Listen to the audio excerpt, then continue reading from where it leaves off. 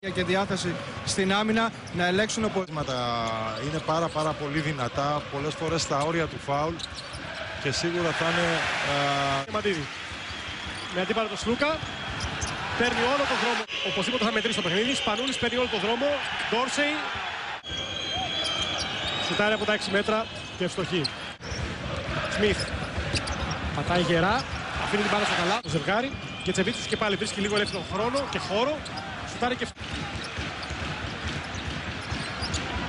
Η λογικότητα του δεκαλέπτου. Ένα σκάκι στη σκακέρα του Οάκα. Το Μαντίδης με κοντύτερο αντίπαλο.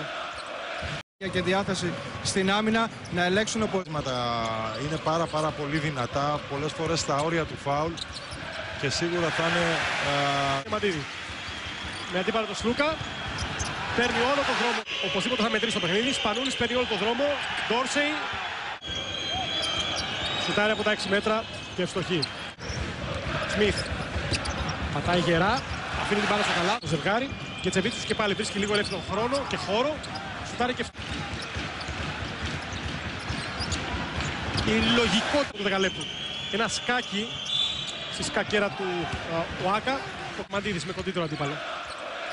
Και διάθεση στην άμυνα να ελέγξουν Είναι πάρα πολύ δυνατά, πολλές φορές στα όρια του φάουλ και σίγουρα θα είναι...